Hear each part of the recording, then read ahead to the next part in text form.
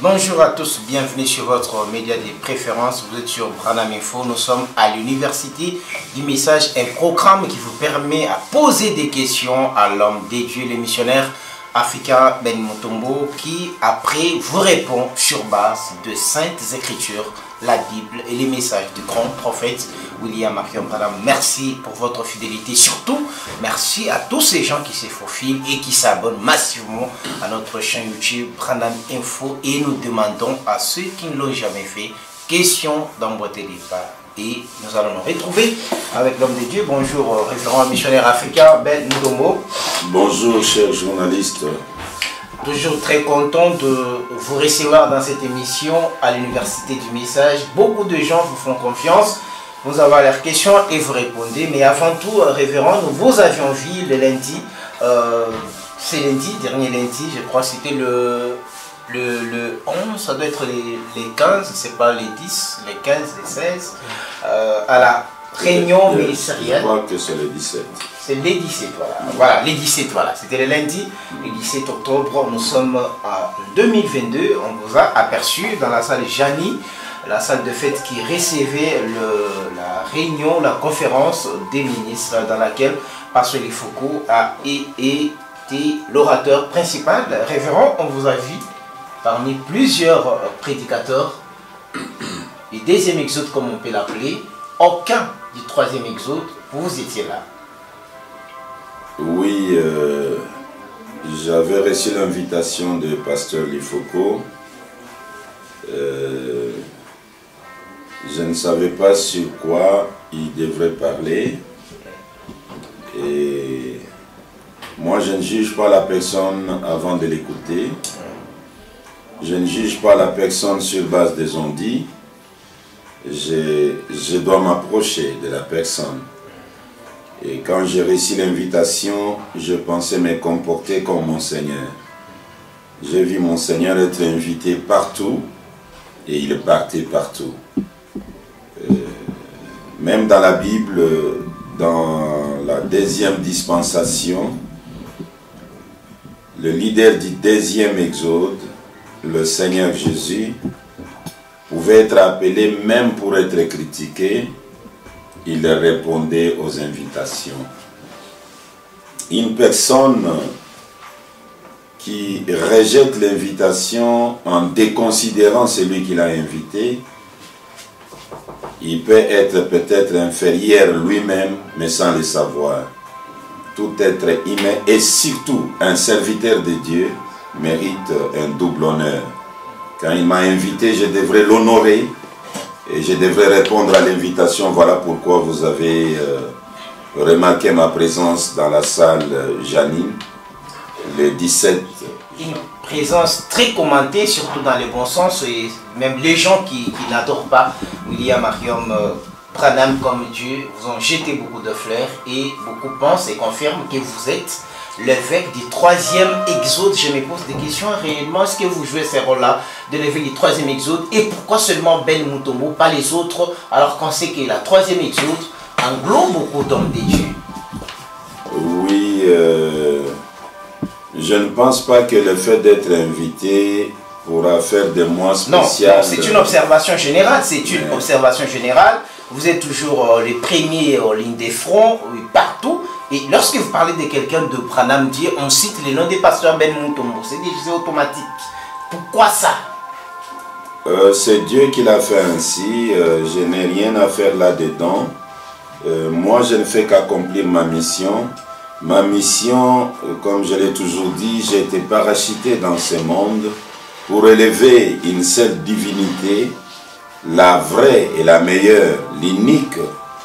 Le Dieu qui s'est caché dans des pots de blaireaux, dans des êtres humains, dans des tourbillons, mais qui a décidé, lors de l'ouverture du 7e sceau, d'être le Dieu dévoilé, le Dieu puissant dévoilé devant nous. Moi, je l'ai vu et je joue mon rôle de publier la parole faite chair au monde. Et si les gens citent mon nom, c'est Dieu qui a fait cela. Je n'ai rien à faire là-dedans. Voilà, on vous connaît très humble. Vous avez du mal à parler de vous-même, mais ça n'empêche que les autres vous considèrent comme les plus grands orateurs de la troisième exode, celui qui incarne les symboles même du troisième exode et surtout la personne qui s'est approprié les combats de la troisième exode dans les froids, dans les vents, dans les tempêtes. Et vous êtes toujours là, vous les défendez depuis plusieurs années. Missionnaire africain, nous entamons directement la première question. Ces gens vous font confiance. Bonjour frère Jean-Claude, j'ai une question que vous pouviez transférer au pasteur Ben et Mutombo, les Google du message. Si Jésus avait tout payé à la croix, c'est ce que les frères écrivent, si Jésus avait tout payé à la croix, et il a même dit, tout est accompli, il nous a rachetés, alors quel est le rôle de William Branham dans le plan de la rédemption? Jésus a donné son sang pour le monde, il a donné ses prix une seule fois pour toutes, Jésus nous a rachetés, il nous a rendus victorieux, mais pourquoi encore le nom de Branham dans les plans de la rédemption? Jésus, en déclarant que tout est accompli, là comme nous l'appelons l'université du message, ça doit avoir une autre interprétation qu'à l'école primaire ou à l'école maternelle. Jésus, en disant tout est accompli, c'est la portion de la parole que lui devrait accomplir qu'il avait accompli. Il n'avait pas tout accompli. S'il avait tout accompli, il ne pouvait pas y avoir la venue de Paul, d'Irénée, même la venue de Branham. Ils sont venus avec une mission que Jésus n'avait pas faite. Donc c'est une mauvaise compréhension de la part des pentecôtistes. Effectivement, même de la part de pasteurs du message, qui pense que lorsqu'il a déclaré tout est accompli, alors il a tout accompli. Non, il n'avait pas tout accompli. Je peux lire une écriture qui me vient à l'esprit. C'est en 1964. Shalom du 19 janvier 1964. Je vais trouver, ça doit être le paragraphe 202. Je cherche ça rapidement. Avant d'évoluer. Shalom, 19 janvier.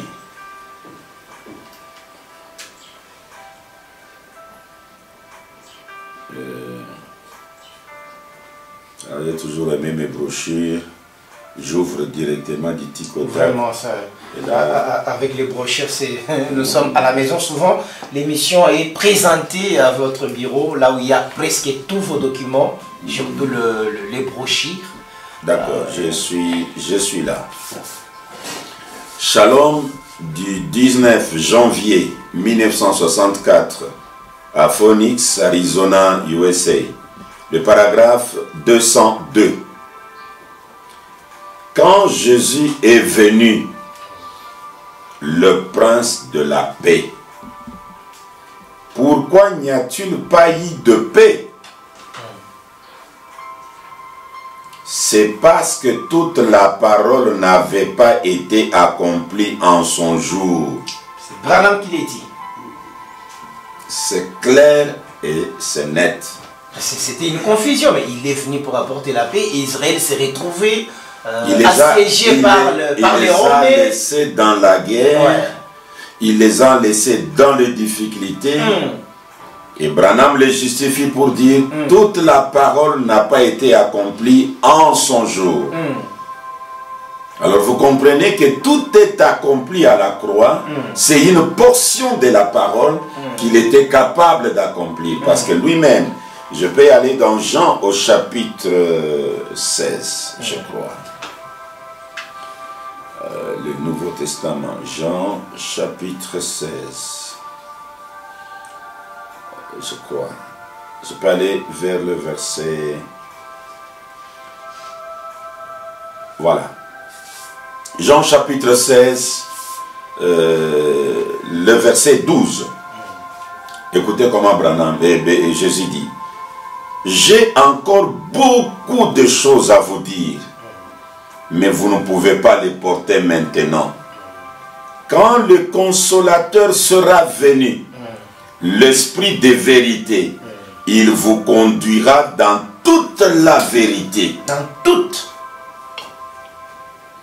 Mais si le Saint-Esprit vient nous conduire dans toute la vérité. Toi, tu nous as donné toute la vérité ou une partie de la vérité. Les Écritures les confirment. Et vous comprenez pourquoi, quand vous remontez avec le même chapitre, le verset 7, il dit « Cependant, je vous dis la vérité. Il vous est avantagé que je m'en aille.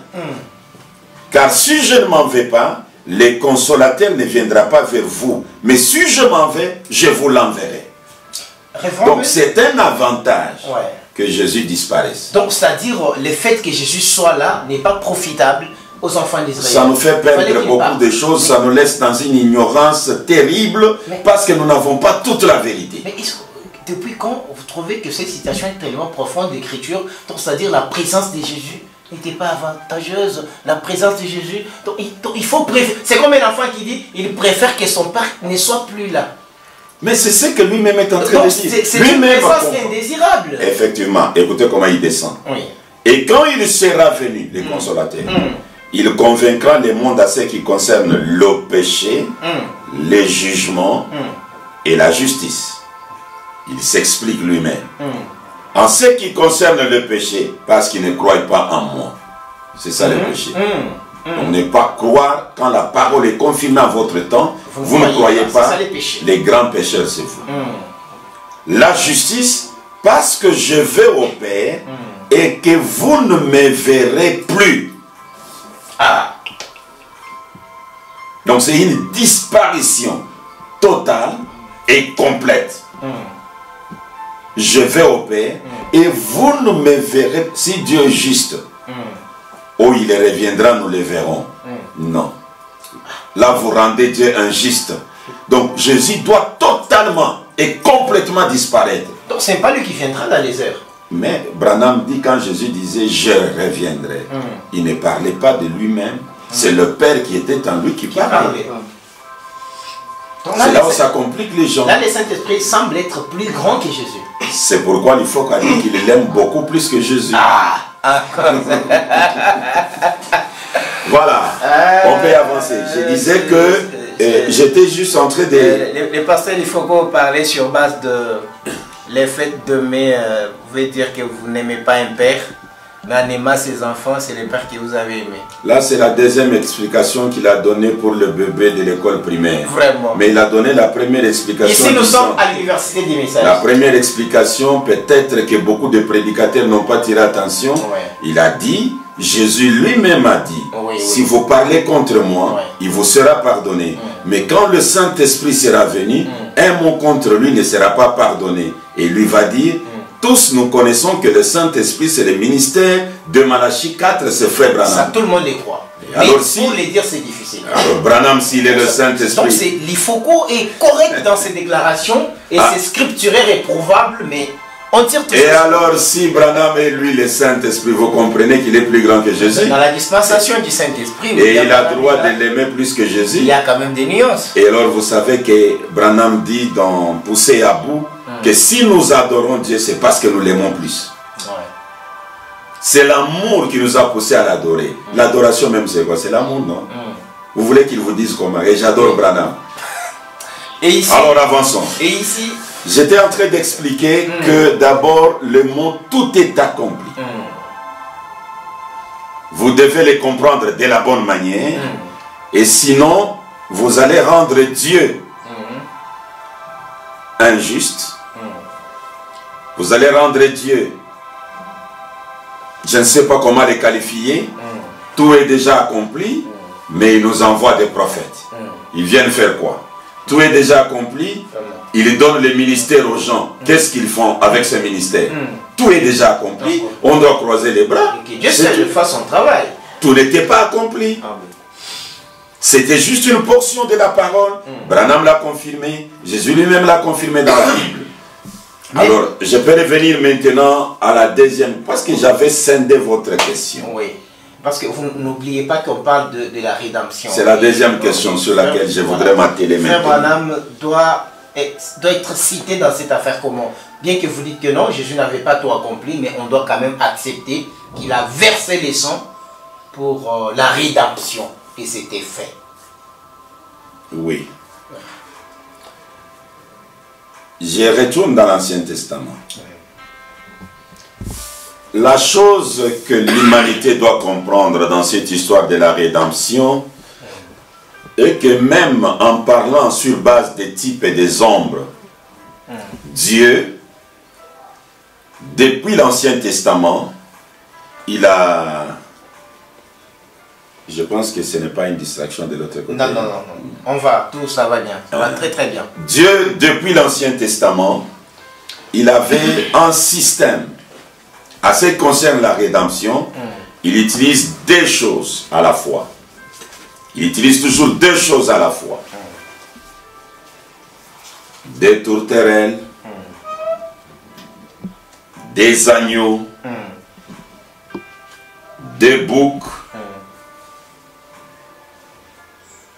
Tout ça, c'était des types et des ombres qui devraient révéler quelque chose. Je peux lire d'abord dans Exode. Exode chapitre 29, depuis le verset 37 jusqu'au verset 42. Pendant 7 jours, tu feras des expiations sur l'autel. Et tu les sanctifieras. Et l'autel sera très saint. Et tout ce qui touchera l'autel sera sanctifié. Voici ce que tu offriras sur l'autel. Des agneaux d'un an, chaque jour à perpétuité. Tu offriras l'un des agneaux le matin et l'autre agneau entre les deux soirs. Tu offriras avec le premier agneau un dixième d'épha de fleurs de farine pétrie dans un quart de hin d'huile d'olive cocassin et une libation d'un quart de hin de vin. Tu offriras les égons agneaux entre les deux soirs avec une offrande et une libation semblable à celle du matin. Des agneaux avec tout ce qui marche comme des accessoires de la même manière le matin, de la même manière le soir. Je peux continuer. Je prends Exode chapitre Nombre chapitre 28. Vous pouvez commencer depuis le premier verset jusqu'à 8, mais je vais m'arrêter au milieu. L'Éternel parla à Moïse et dit: donne cet ordre aux enfants d'Israël et dis-leur: vous aurez soin de me présenter au temps fixé mon offrande, l'aliment de mes sacrifices consumés par le feu et qui me sont d'inagréable odeur. Tu leur diras: voici les sacrifices consumés par le feu que vous offrirez à l'Éternel chaque jour. 2 agneaux d'un an, sans défaut, comme holocauste perpétuel. Tu offriras l'un des agneaux le matin et l'autre agneau entre les deux soirs. L'agneau du matin et l'agneau du soir. Comme nous sommes à l'université du message, révérend, nous pouvons dire que la Bible et les messages parlent de 2 agneaux. Et cet agneau, l'un sera immolé le matin et l'autre le soir. L'autre le soir. Après, petit à petit, nous allons identifier maintenant. Et le matin, c'est en Orient, là où le soleil s'élève. Ouais. Là où Jésus est arrivé. C'est pourquoi vous allez voir dans Jean chapitre 1er, depuis le verset 28e, la Bible dit ceci: ces choses se passèrent à Béthanie, au-delà du Jourdain, où Jean baptisait. Le lendemain, il vit Jésus venant à lui, il dit: voici l'agneau de Dieu qui ôte le péché du monde. Les 2 agneaux à 4 pattes, on vient de ramasser un agneau à 2 pieds. Et comme il est un seul agneau, dans le plan de la rédemption, Dieu n'avait pas un seul agneau. Il en avait 2. Il en avait 2. J'espère que vous disiez que c'est Branham. N'ayez pas peur, parce que la peur en soi, c'est toute une maladie, c'est un démon, c'est un péché aussi. Ah, est-ce que même vous, parfois vous transpirez déjà? Et alors, Jésus qui était l'agneau, à 2 pieds, la réalité de l'agneau de l'Ancien Testament. Branham, l'interprète divin, dit ceci: les lieux d'adoration que Dieu a choisis, prêché le 20 février 1965, j'ai lu 2 paragraphes, 35 et 36. Et nous voyons que comme ces choses sont une ombre de Christ, tous les sacrifices, toutes les fêtes, et tout ce qu'il y avait dans l'Ancien Testament préfigurait Christ. Tout comme l'ombre qui se projette sur le sol maintenant, voici on va devoir trouver les bons lieux d'adoration. C'est de reprendre l'Ancien Testament ici où il a été donné et de voir ce que ces choses étaient. Maintenant, quand une ombre est projetée sur le sol, on peut dire si c'est un homme, une femme, une bête ou quoi que ce soit, parce que ça fait une ombre sur le sol. Donc, il nous a dit que toutes les anciennes choses dans la Bible étaient l'ombre de Christ. Maintenant, 36. Deuxième partie dit, et si toutes les anciennes choses, dit la Bible, dans l'Ancien Testament, étaient des ombres de choses à venir, alors par conséquent, Christ était l'ombre des choses à venir. L'agneau pointé par Jean devient l'ombre. Dans l'Ancien Testament. L'agneau pointé d'abord, les agneaux à quatre pattes de l'Ancien Testament, l'ombre de Jésus. Lui le véritable agneau, l'ombre. Que Jean a pointé. Nous on croyait qu'il est le véritable. Or, il est l'ombre. C'est l'ombre Branham. Et Branham maintenant veut nous rappeler les deux agneaux là. Et les positionner de la bonne manière. Et avec quelle intention il nous rappelle ces deux agneaux? Pour répondre à votre question de savoir, Jésus a déjà versé le sang, qu'est-ce que Branham veut faire encore dans les plans de la rédemption? C'est la première réponse que je donne. Je vous donnerai même en 4 ou 5 étapes la même question là. C'est une question capitale, profonde et qui renferme beaucoup de choses qui vont donner de la vitamine spirituelle au peuple de Dieu à travers le monde. Je suis dans le seul lieu d'adoration que Dieu a pourvu. 28 novembre 1965, à Shreveport, Louisiana, USA. Le paragraphe 169. L'orateur principal déclare ceci. L'agneau était éprouvé. Il était gardé pendant 14 jours. C'était des sabbats ou 2 âges. L'un était pour les Juifs, pendant lesquels ils offraient un agneau en type. L'autre est pour les gentils qui ont le vrai agneau. Et tous ont été rendus parfaits en croyant que cet agneau viendrait. Les Juifs, les deux agneaux là, l'un c'est pour les Juifs, et l'autre pour les gentils. Est-ce que dans le message nous comprenons ces choses? Nous finirons par les comprendre parce que l'évangile du 3e Exode chasse des têtes, de cœur et même de l'âme l'ignorance.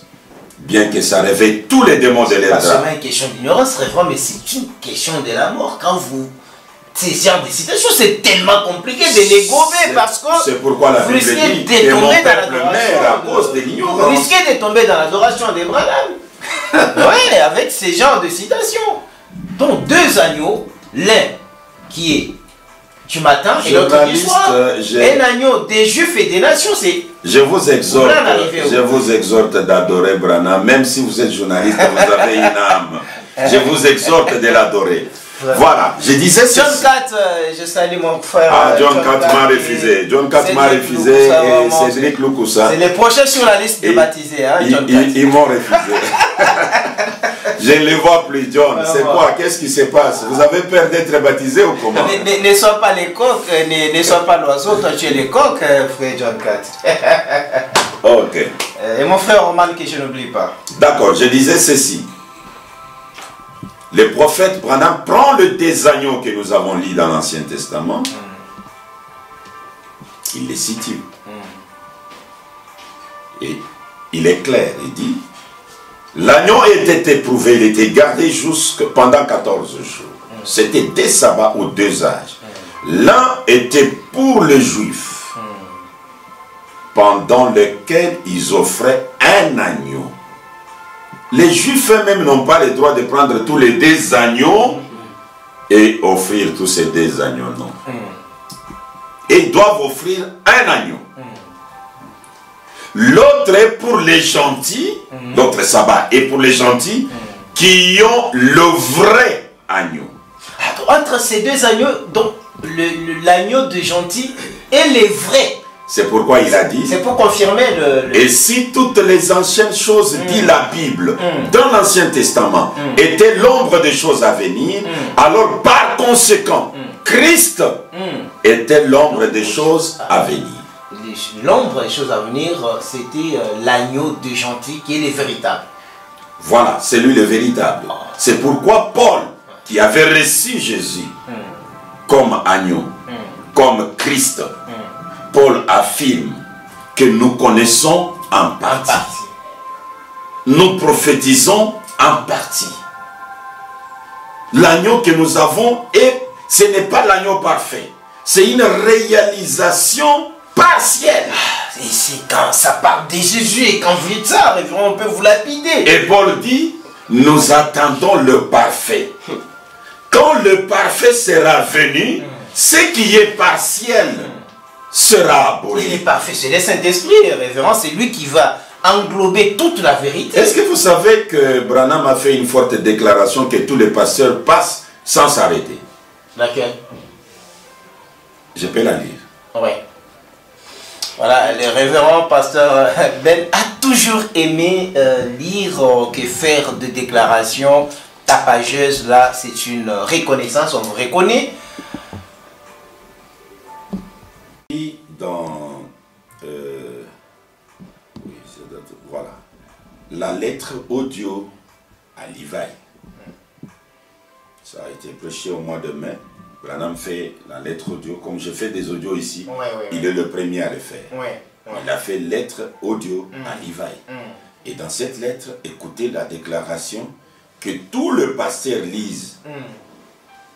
Alors que c'est la réponse à ce que Paul avait dit, mais les pasteurs ne veulent pas s'arrêter là. On fait semblant. 28.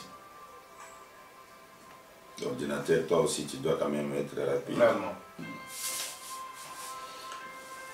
Paragraphe 28.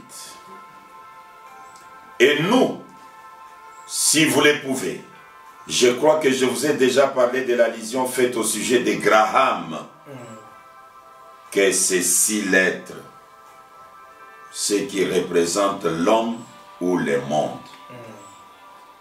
Branham, c'est 7. Ce qui est parfait, la perfection. Branham, 7. ce qui est parfait, la perfection. Lorsque le parfait sera venu. Et le parfait, c'est Branham. C'est lui le deuxième agneau. C'est Branham le parfait. Mais quand jette des brochures, quand il tourne à l'église catholique, calmez-moi. C'est pourquoi j'ai besoin qu'on me restitue les brochures. Mais ça... J'ai besoin qu'on me restitue les brochures. Mais c'est très difficile à croire, mais c'est clair comme l'eau. Écoutez, limpide, écoutez. du rocher. Maintenant, Branham dit ceci. Les signes, prêché le 1er septembre 1963, on est en train de se poser la question, qu'est-ce que Branham vient faire dans le plan de la rédemption? Le pasteur Ben commence par donner d'abord la notion de 2 agneaux. C'est la première réponse, ce n'est pas la dernière. Je vais achever ça pour entrer dans la deuxième réponse si vous avez le temps. Si vous n'avez pas le temps, je vous recevrai encore. Écoutez. Paragraphe 90.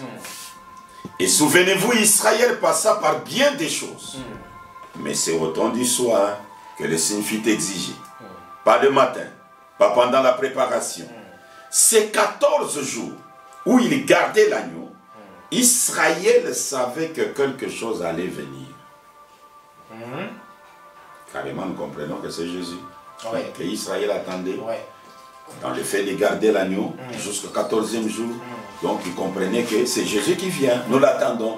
Comme Jean l'a pointé, c'est que l'agneau qu'on attendait est là. Mais Branham nous surprend. Il dit, ces 14 jours où il gardait l'agneau, Israël savait que quelque chose allait venir. Luther les savait aussi. Luther. Après, Là, c'est après Jésus. Après Jésus. Après le sang de la croix. Ouais. Le sang de la croix dans la deuxième réponse où je te montrerai que ce n'était qu'un dixième.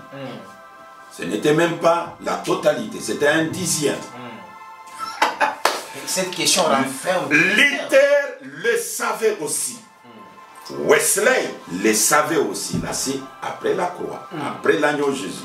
Finney, Knox, Calvin le savait également. Nous y voici. Nous y voici. Nous y voici. Il se glisse, comme d'habitude.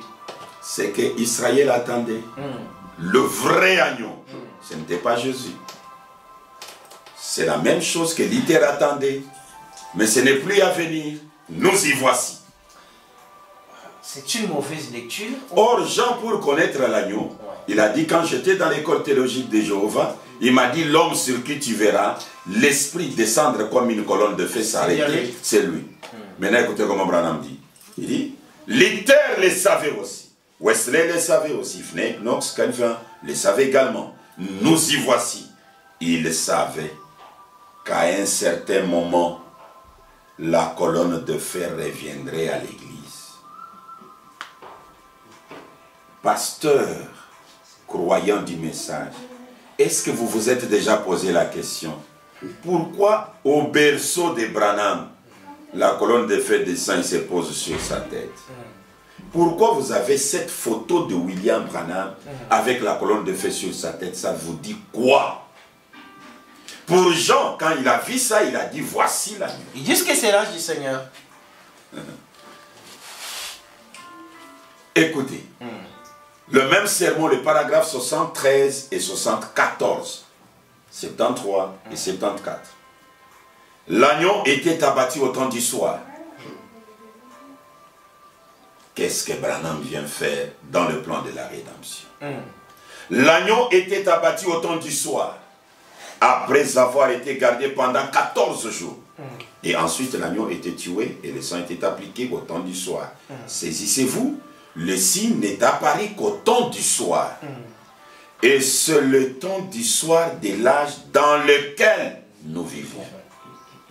Quelle précision. C'est le temps du soir pour l'Église. C'est le temps du soir pour moi. C'est le temps du soir de mon message. Je suis en train de mourir. Je m'en vais. Je me retire au temps du soir de l'évangile. Mais on parle de la mort de l'agneau au temps du soir. Et Branham dit, le temps du soir là c'est maintenant. Et il dit, je suis en train de mourir. Tu es qui? William Branham se déclare lui-même. Souvent les gens disent, non, frère Branham ne dit pas des choses clairement. Non, mais il dit moi, des choses je pose cette question, ça je suis sincère, je regarde la caméra. Je pose cette question à la planète Malachi 4, aux hommes des dieux, aux frères et sœurs. Si vous aviez quand même une explication à donner par rapport à ça, contactez-nous s'il vous plaît et donnez un autre son si ceci n'est pas la vérité. Qu'est-ce que William Branham vient se glisser? Pourquoi il vient se glisser là-bas? Dans le plan de la rédemption. On commence à comprendre le langage de frère Branham. Il nous prend, il fait la diversion quelque part, mais il glisse et il s'approprie la chose. Ça, on doit le dire clairement. Et si ça dépendait même que les pentecôtistes nous lapident, ils doivent nous lapider. Frère Branham, je suis en train de mourir. Comment? Comment ça? Je m'en vais. Je me retire au temps du soir de l'évangile. C'est au temps du soir que l'agneau doit mourir. Et où vous tirez ça? Toi et l'agneau. Et où vous tirez ça? Je tire ça dans le message. Dans le message des frères Branham. Du temps de la fin. Donc vous êtes les seuls lecteurs du message. Ma mission sur la terre, c'est de sonder le message. Vous êtes les seuls lecteurs du message. D'ailleurs, ce n'est même pas la capacité de sonder le message, c'est la grâce du Seigneur. Il m'avait prédestiné et envoyé dans le monde que pour ça. Pour cette citation, ne laissez pas Pasteur Ben seul avec ça. Essayez quand même de nous éclaircir. Parlez-nous de ça, on doit venir. L'émission c'est gratuite, vous ne payerez même pas un franc. Vous tous qui suivez cette émission, rebondissez surtout, Pasteur Ben risque déjà de baptiser vos brebis. Soyez clairs ici. Et vous savez que je n'ai pas besoin seulement des brebis, j'ai besoin d'eux-mêmes les pasteurs. C'est eux que je vais baptiser. Surtout les pasteurs. Eux-mêmes. Mais vous les avez baptisés ici. Vous avez vu les 17 quand j'étais à la salle là, je les regardais, la façon qu'ils recevaient, les déclarations du Seigneur Branham, quand on lisait pas le passé du Foko. J'ai dit au Seigneur, donne-moi ces gens que je les baptise. J'ai besoin de tous ces gens ici. Moi j'ai regardé. Si je peux gagner tous ces gens, nous allons enflammer la terre. Ah là là là là. Hey, pasteur Melvé, mais vous venez de baptiser les pasteurs Josué. Vous êtes toujours affamé. Je ne suis pas encore assasié. Vous êtes toujours affamé. Je ne suis pas encore assasié. Il baptisa. Je ne suis pas encore assasié. Bientôt là, je vais être à Lubumbashi. Et après 2 ou 3 semaines, je serai en Afrique de l'Ouest. Je vais être au Togo, je vais être au Bénin, je vais être à Côte d'Ivoire, je vais être dans tout ce pays-là pour voir mes vrais frères depuis l'éternité. Lubumbashi est secoué déjà, je vois les frères qui commentent, qui rebondissent, qui attendaient votre présence dans l'Ikran Katanga. Mais là, je crois qu'ils seront... J'ai mis beaucoup de temps. Voilà, ils seront satisfaits. Les missionnaires africains, et là, il y a un frère qui disait, il n'est pas à Lubumbashi, il doit être dans une autre ville. Mais toujours dans les Krakats, qui me disait, si le Seigneur pouvait m'accorder les billets, je vais aller à Lubumbashi pour voir cet homme face à face. Il est dans quelle ville? Il est dans quelle ville? Je dois vérifier dans les commentaires. On peut chercher un billet pour lui qu'il quitte là-bas. Voilà, déjà c'est accordé. Je vais pouvoir contacter les frères en question. Donc vous savez, mon souci à Lubumbashi. Et souvent je marche, j'ai toujours demandé à Dieu de me donner une seule âme. Mais s'il peut me donner 3 à Lubumbashi, ça peut être bien. Oui, vous en aurez, on vous connaît. Je peux ajouter quelque chose parce que je vois les temps. Oui, vous pouvez ajouter parce que les temps fouillent. Je trouve que la question est tellement profonde, on peut revenir encore avec un autre tableau. Maintenant, je vais achever toujours ce tableau ici de l'agneau. Là, c'était l'Ancien Testament à parler. Le Nouveau Testament a confirmé. Maintenant, l'Apocalypse peut aussi dire un mot. Oui, c'est vrai. Surtout, c'est les derniers livres de la Bible noire. Apocalypse chapitre 5, depuis le premier verset. Puis je vis dans la main droite de celui qui était assis sur le trône un livre écrit en dedans et en dehors, scellé de 7 sceaux. Et je vis un ange puissant qui criait d'une voix forte, qui est digne d'ouvrir le livre et d'en rompre le sceau. Et personne dans le ciel, ni sur la terre, ni sous la terre, ne put ouvrir les livres, ni les regarder. Et je pleurais beaucoup de ce que personne ne fut trouvé digne d'ouvrir les livres, ni de le regarder. L'un des vieillards me dit, ne pleure point. Voici les lions de la tribu de Juda, le rejeton de David a vaincu pour ouvrir le livre et ses 7 sceaux. Et je vis au milieu du trône et des 4 êtres vivants, au milieu de vieillards, un agneau qui était là comme immolé. Il vint. Il avait 7 cornes et 7 yeux, qui sont les 7 esprits de Dieu envoyés par toute la terre. Il vint et il prit les livres de la main droite de celui qui était assis sur le trône.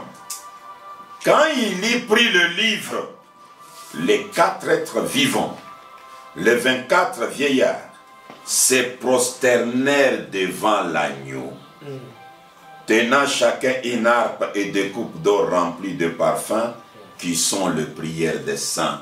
Ils se sont prosternés. Devant l'agneau. Tous les 24 vieillards là, ils avaient des cornes remplies de prières des saints. Toutes les prières qu'on a envoyées depuis l'Ancien Testament, ça n'arrivait pas. C'était dans les corps. C'était dans les corps. Encore ça. Ça attendait la maison de la prière. Et la maison de la prière, c'est l'agneau comme immolé, qui prend le livre et qui brise les sceaux. Quand il brise les sceaux, on déverse les prières sur lui. Et ça fait des effets sur lui. Et c'est Jésus qui a brisé les sceaux. Écoutez maintenant l'interprétation de Branham.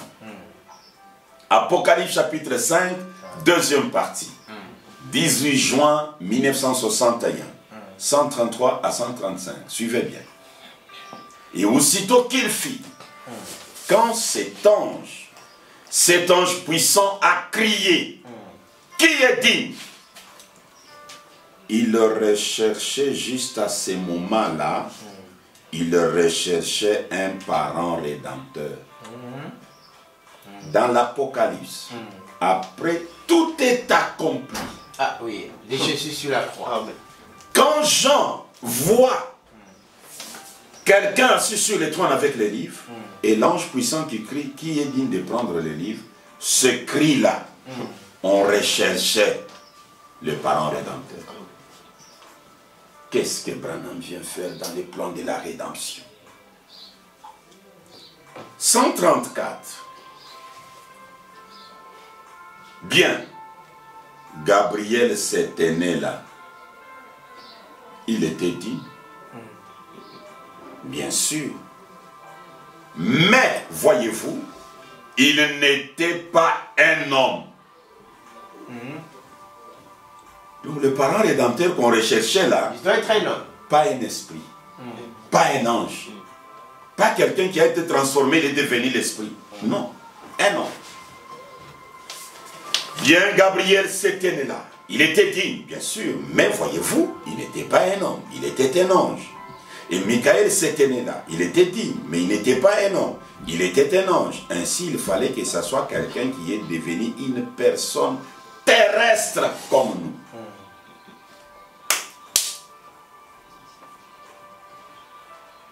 Posso habitare.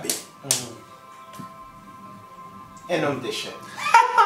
Il fallait une personne qui est devenue une personne, quelqu'un qui est devenu une personne terrestre comme nous. Et alors quand il s'est avancé, cet agneau qui avait été immolé dès la fondation du monde, et qu'il vit qu'il a été immolé, Jean pleura. Maintenant, je prends, on a dit que là-bas, on recherchait les parents rédempteurs. Oui. J'ai lu cette déclaration, elle est forte. Ok. La Brèche, 17 mars 1963.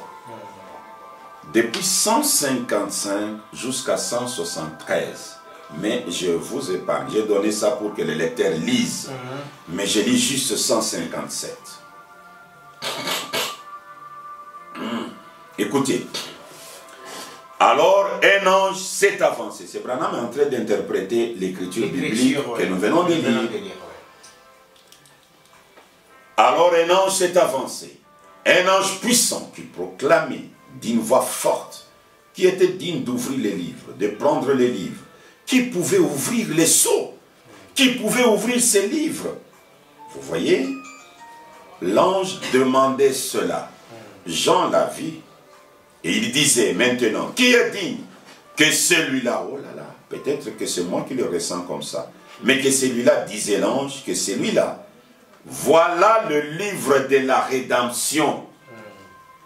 Le livre que quelqu'un tenait dans la main là, Branham l'appelle le livre de la rédemption. Voilà le plan de la rédemption. Voilà le seul moyen pour vous d'être rachetés. Branham disqualifie la croix. Il disqualifie la croix. Parce que d'habitude, communément, nous disons c'est le sang de Jésus. À la croix où mourit mon sauveur. Branham dit, voilà le seul moyen pour vous d'être rachetés. Car voilà le titre de propriété pour la rédemption des cieux et de la terre tout entier.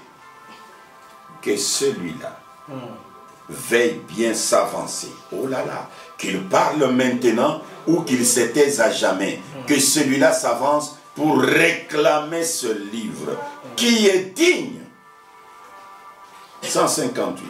Et Jean dit, il n'y a personne dans le ciel qui fut trouvé digne. Jésus était là. Hein? Oui. Aucun homme sur la terre qui fut trouvé digne. Tous les prophètes avaient déjà vécu. Notre temps n'était pas encore arrivé. Aucun homme sur la terre, ceux qui étaient déjà morts, qui avait vécu et qui soit mort, qui fut trouvé digne, aucun homme ne fut trouvé digne. 159. L'appel de l'ange était un appel destiné à faire apparaître le parent rédempteur. C'est là où nous chantons William Branham, c'est Dieu notre sauveur. Il est la lumière, Branham est la parole. Approchons-nous de son nom plein de grâce pour obtenir la vie éternelle. Donc les rédempteurs qu'on cherchait s'ils n'étaient pas Jésus. Chantons à Colorado, Là, c'est Colorado. au cette montagne. Le Rédempteur est apparu. Quel est son nom? C'est William Marion Branham. Nous sommes fiers d'adorer Branham. Vous ne retrouvez pas au calvaire. Et les gens me demandent comment lui il est le parent rédempteur. L'appel de l'ange. C'était un appel destiné à faire. Ça ne parlait pas du passé, c'était du futur. La personne Où sont les hommes de Dieu? La personne qui prendrait les livres des seaux et il commence à briser les seaux. Le seul moyen d'être sauvé. Quand vous les voyez, vous avez vu votre parent rédempteur. Je vous épargne. Je vois que nous avons déjà dépassé l'heure. Je vous lis une seule citation. Il y en a beaucoup ici. Oh là là là là là. Je peux vous lire une seule citation.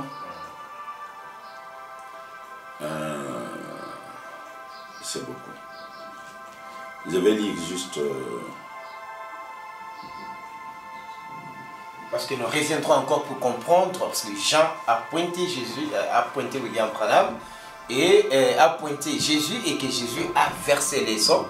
Nous allons voir si cet agneau avait-il aussi versé les sangs. Ça, c'est une question primordiale, réservée dans la deuxième partie de ces numéros à l'université du message, qui est revenu. On vous a promis cette fois-ci, ça sera régulier, habituez-vous déjà, revenez dans les anciennes habitudes, de poser des questions comme vous le faisiez, parce que le programme est bien recommencé. Vous posez des questions et les missionnaires africains répondent. Je suis dans la brèche. Hein? Ouais. Je peux lire une seule citation seulement. Okay. Je peux lire deux. On vous l'accorde. Merci. La brèche, 17 mars 1963, depuis les paragraphes 52 jusqu'à 54. Se cacher. Maintenant, souvenez-vous, aucun homme dans le ciel, aucun homme sur la terre, qu'il soit pape, évêque, cardinal, surveillant général, qui qu'il soit, ne peut briser ses sceaux, ni révéler les livres. L'agneau seul. L'agneau. Qui qu'il soit, ne peut briser ses sceaux, ni révéler ses livres. L'agneau seul. On a sondé, on a présumé, on a fait des faux pas, on s'est interrogé. C'est pour cette raison qu'on est tous dans une telle confusion. Mais nous avons la promesse divine que ce livre de la rédemption sera parfaitement ouvert par l'agneau et que les sceaux en seront rompus par l'agneau dans les derniers jours. C'est où nous vivons maintenant. Et ce n'est divulgué que lorsque l'agneau prend le livre et qu'il en brise les sceaux. En effet, souvenez-vous, les livres étaient dans le main de celui qui était assis sur le trône. Et l'agneau vient à celui qui est assis sur le trône et il prend le livre de sa main droite. Il prend le livre. Oh, ça c'est profond. On va essayer de résoudre ça si on le peut avec l'aide du Saint-Esprit. Alors nous comptons sur lui. Et nous verrons plus tard que ça c'est au temps de la fin, quand il n'y a plus de temps. Aucune dénomination n'a le droit d'interpréter les livres. Aucun homme n'a le droit de l'interpréter. C'est l'agneau qui l'interprète. Et l'agneau est celui qui les prononce. Mais apparemment, c'est comme dans les messages, tout le monde croit que William Branham a ouvert les sceaux. De quel droit il a ouvert les sceaux? La troisième dispensation. En quelle qualité? Troisième dispensation. Seul l'agneau. En quelle qualité lui il a ouvert les sceaux?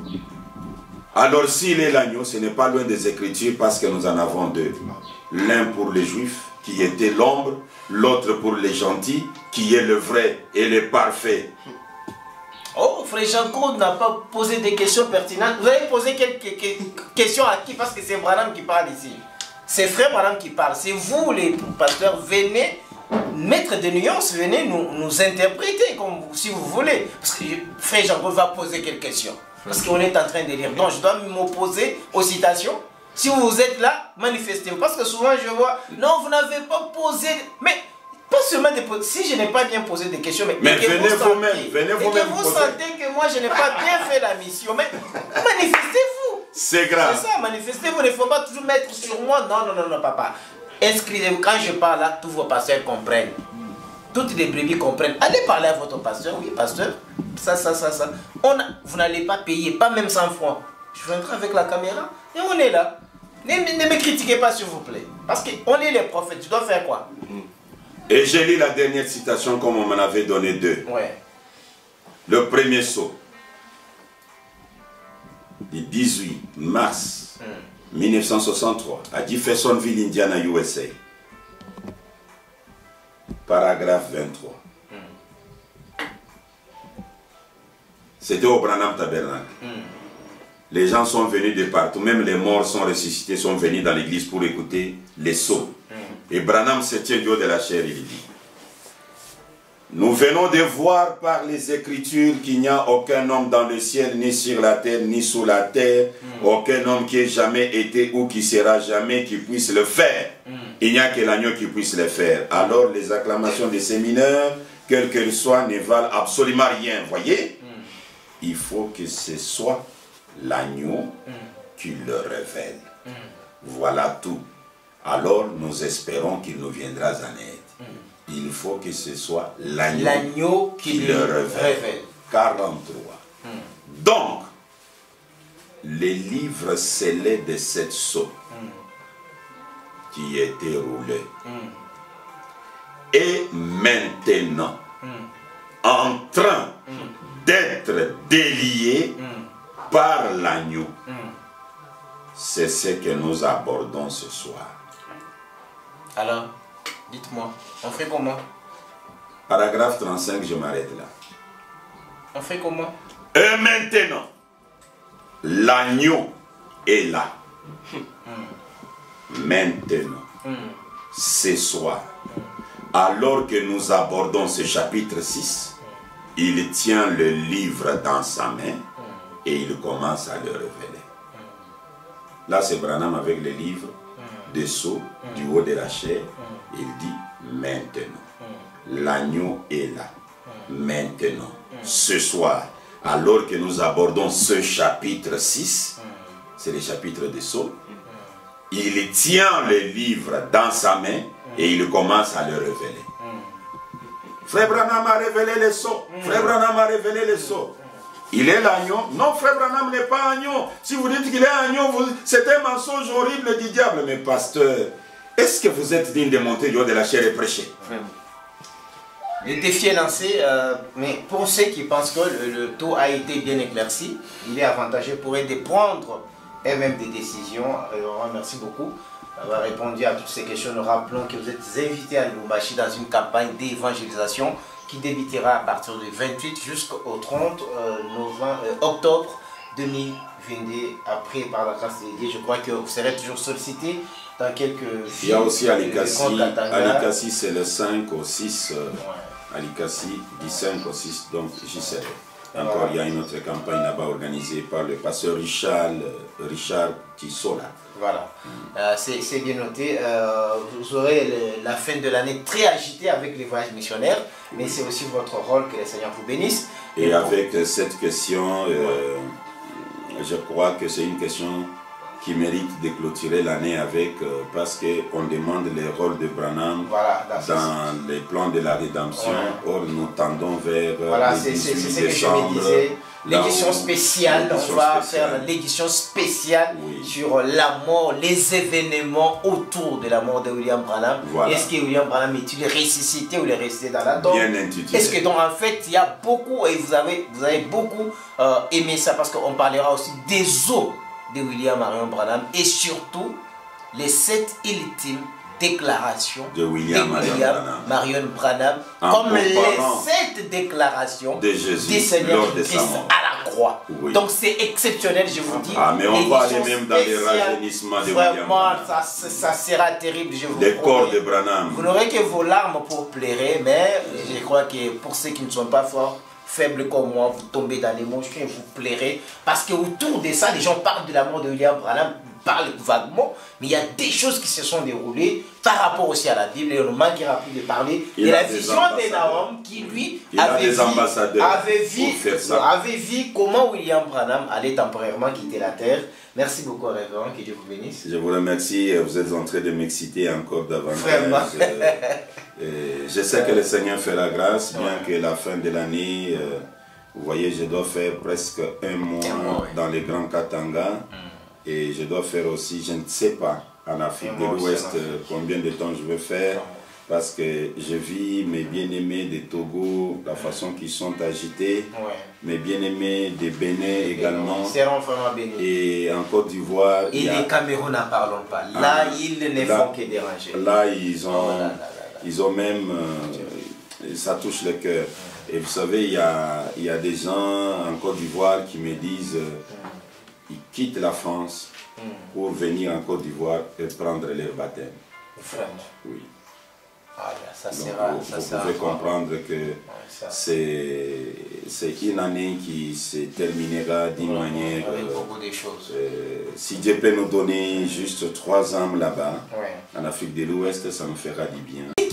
Et ceux qui aiment aussi Pasteur Ben, ceux qui disent venez ici, venez par là, vous pouvez aussi soutenir financièrement le livage missionnaire. Je crois que Pasteur Ben ne peut pas s'opposer, parce qu'en tant qu'humain, il ne peut pas aller partout au monde par rapport aux moyens qui lui sont propres, mais vous devriez aussi financer. Pourquoi pas ne pas financer? Vous l'appelez, vous lui dites, frère, je finance tel voyage, vous quittez là, vous venez ici. Comme il y a une soeur qui me disait, qu'elle est en France, qui me disait, mais pourquoi les pasteurs Ben, les pasteurs 3e étude ne viennent plus en France, ils sont toujours en Afrique, parce que nous ici, on les cherche aussi, ainsi de suite. Mais moi, je ne crois pas que si on vous envoyait les billets et l'invitation, vous allez refuser d'aller prêcher en France. Essayez au moins de contacter aussi les pasteurs. Vous savez, ça sera bien. Vous savez, nous étions avec vous à Maluku. Oui. J'ai été invité à Maluku, j'y étais. Parti, dans n'importe quelle condition. Là. Vous comprenez que j'ai conduit moi-même pendant une distance de... Plus de 80 km. Et dans peu de minutes, j'étais du haut de la chair et j'ai prêché. C'est pour vous dire que comme je réponds à des invitations, je réponds à des invitations. Le Seigneur a déclaré, disons, tout le monde est obligé d'être missionnaire, mais ce n'est pas que tout le monde va aller dans des pays pour apporter l'évangile, mais vous pouvez soutenir ceux qui y vont. C'est une écriture, mais notre esprit, c'est de ne jamais quémander. Notre esprit, c'est d'imiter les pas et suivre le pas du Seigneur, William Marion Branham. Et surtout, c'est important aussi pour les gens de soutenir cela. Les pasteurs ne peuvent jamais le faire en les connaissant. Souvent, c'est un homme qui dépense son argent pour l'évangélisation. On les voit même ici, mais ça n'empêche pas aussi que vous, qui vous le réclamez, vous aussi faire l'invitation. Après le pasteur, il finira toujours par venir. Je ne peux pas terminer cette émission sans saluer le révérend Junior Brimbach, la sœur Hop Brimbach et également Frère Trésor depuis Suisse. La sœur Karine et également la sœur Béatrice Silla qui est fidèle, vraiment abonnée, aime ce que nous faisons et qui vous félicite beaucoup, qui saute à chaque instant sur vos émissions, qui est en France, au Bordeaux. Et ainsi, nous disons merci à tous ces gens qui nous suivent à partir du Brésil. Voilà, on a beaucoup de gens du Brésil, j'avais oublié, beaucoup il y a des étudiants qui m'ont dit à l'université. Je dois y aller. Et ces gens au Brésil, ces jeunes garçons se réunissent à chaque fois qu'on a l'émission. Ils mettent l'émission, voilà. Ils mettent l'émission et ils suivent ça. Vraiment, ces étudiants, nous disons bien des bonnes choses pour eux, qui suivent fidèlement tout ce que vous faites. Oui. Vraiment, c'est encourageant. Dis-leur que dans un bref délai, je serai avec vous au Brésil. Voilà, frère Carlos, frère Ben qui est votre homo aussi, toujours au Brésil. Il y a même le frère Nathan là au Brésil. Celui-là, c'est un fou de Branham. Vraiment. Mais il a besoin aussi de son baptême. J'y arriverai. Vraiment, comprenez. Merci beaucoup. Que Dieu vous bénisse. Je salue, parce que derrière notre caméra, il a toujours été là, à la réalisation aussi. Evans Moutongo, je n'oublie pas aussi Ben Priant. Que Dieu vous bénisse. Et les retours des frères Gofer Moutseïd qui venaient de Mbujimaï, qui a regagné la capitale congolaise avec beaucoup de succès à Mbujimaï. Donc c'était fantastique. Et très bien honoré par son père lors de son retour ici à l'église. Vous avez passé beaucoup de temps, il fallait attendre que frère Gofer vienne. Oui. Beaucoup de respect envers les artistes musiciens, ça c'est exceptionnel. Ce sont des rouges-gorges du Seigneur. Que Dieu vous bénisse à la prochaine occasion. Merci, merci. Qu'il vous bénisse.